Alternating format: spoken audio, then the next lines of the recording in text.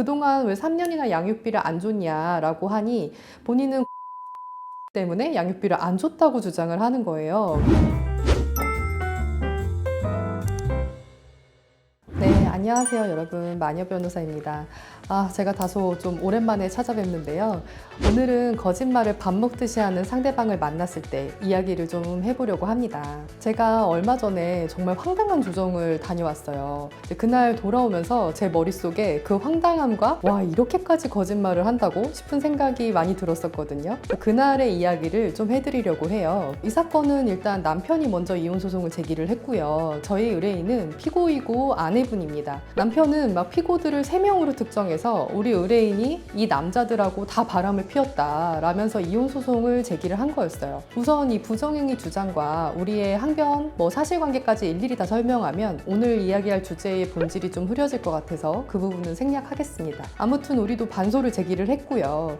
남편은 이 피고 남성들 2명뿐만 아니라 별도로 또 3명을 더 위자료 청구 소송했다가 모두 패소하기도 했으니까 이 부분은 이제 이 정도로만 말씀을 드릴게요. 의뢰인의 상황을 간단히 말씀드리자면 자영업을 하고 계시고 자녀가 2이 있는데 그중 1명이 자폐아이예요. 이 남편이 얼마나 악질인지 알 수 있는 단면을 좀 말씀을 드리자면 이혼 결심을 하고 소재기 약 1달 전에 본인 통장에서 모든 잔액을 다 인출합니다. 그 액수가 거의 한 1억 3천만 원 정도였고요. 그리고 소재기하고 얼마 후에 가정폭력으로 분리조치가 됐어요. 그래서 별거를 시작한 이후에 이 소송 기간 동안 30개월이 넘도록 양육비를 단 한 푼도 안 줬어요. 2 아이들을, 그것도 1명은 자폐아이를 의뢰인 혼자서 거의 3년 가까이 키워오신 거예요. 사실 이 남편 소송 전에도 원래 생활비는 안 줬던 사람이긴 했습니다. 그래서 조정이 어땠는지 이제 얘기를 해볼게요. 이 소송이 너무 좀 지지부진 이렇게 끌어져 왔고 이제 좀 끝이 나나 했는데 저희는 할 걸 다 했는데 재판부도 계속 이런저런 이유로 미루고 또 다음 기일을 잡고 남편 쪽에서 뭘 안 하고 이러면서 계속 지연이 되다가 제 판사님께서 조정이라도 한번 해보자 라고 해서 잡힌 조정 기일이었어요. 이 조정 자리에는 남편은 변호사와 함께 직접 출석을 했고요. 저희 의뢰인은 출석을 못 하셔서 저만 출석을 했습니다. 사실 이렇게 조정 기일에 당사자가 불출석하면 조금 불리할 수도 있는데요. 조정기일에 가급적 당사자가 직접 출석하시라고 강력히 권하는 이유가 있어요. 만약 조정에 나는 안 나가고 변호사만 나갔는데 상대방은 변호사와 같이 나왔다면 그러면 이미 거기서 사실 무기 대등의 원칙이 좀 무너진 거예요. 이번에 제가 혼자 나갔잖아요. 그래서 제가 물론 이 사건을 거의 3년을 해왔고 의뢰인하고 소통도 오래 해왔기 때문에 그동안 사건의 경위도 많이 알고 있긴 하지만 의뢰인 없이 남편이 조정 자리에서 즉흥적으로 하는 사소한 거짓말에 대해서는 제가 그 당시 현장에 있던 당사자가 아니었다 보니까 제가 알고 있는 것 외에 다른 이야기가 나오면 즉각적으로 반박을 하기가 어려워지는 거죠. 물론 이런 일방적인 거짓말 때문에 조정 결과가 달라지고 그렇진 않습니다.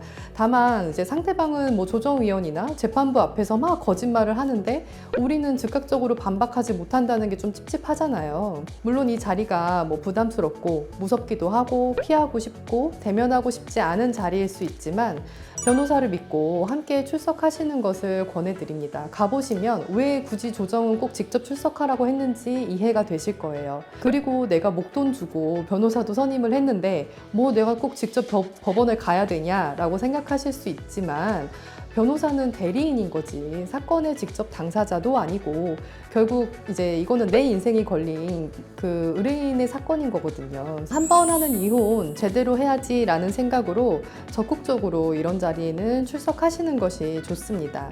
물론 출석 전에 변호사와 충분히 상의하시고 대비하셔야 하고요.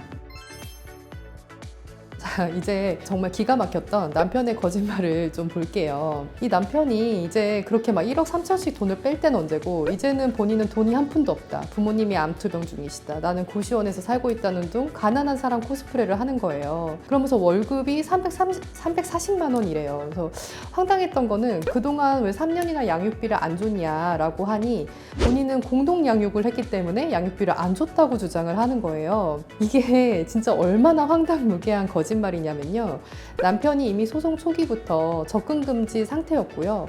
끝날 때쯤 또 집에 와서 애랑 몸싸움을 하다가 이번엔 아동학대로 접근금지를 받기도 했고 그게 끝나고 또 몇 개월 텀은 있었지만 또 집에 무단 침입을 해가지고 다시 접근금지를 받기도 하고 거의 소송 중후반까지 계속 접근금지 상태였는데 지가 무슨 우리가 없을 때 집에 와서 애들을 돌봐주고 우리가 퇴근하기 전에 집에서 나오고 그런 공동 양육을 했다는 거예요. 말이야 방구였어요. 어이가 없어가지고. 그런 거짓말은 도저히 못 넘어가겠더라고요. 그래서 아니 그럼 그동안 접근금지 위반했다고 지금 자백하는 거냐.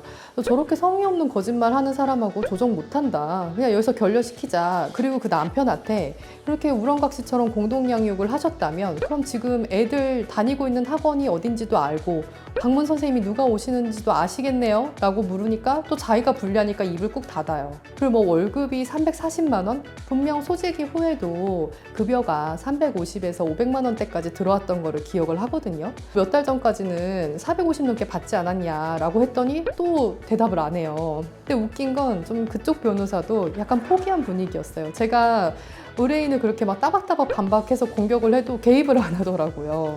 아무튼 인간이 어떻게 저렇게 진정성이 없을 수가 있나 싶고 어차피 조정 안 될 게 뻔하니까 좀 빨리 끝나면 좋겠다라는 생각이 들기 시작했어요. 이제 그럴 때쯤 결렬이 됐다라고 일단락 짓고 재판장님을 불렀고요. 근데 판사님이 내려오셔서 또 이야기를 한참 하고 저 남편의 헛소리를 또 한참 듣고 저는 거기에 또 반박하고 이게 끝날 때 끝나지 않고 이어지다가 판사님이 갑자기 저희가 원하지 않았던 재산분할 방법을 고려를 해보라는 거예요.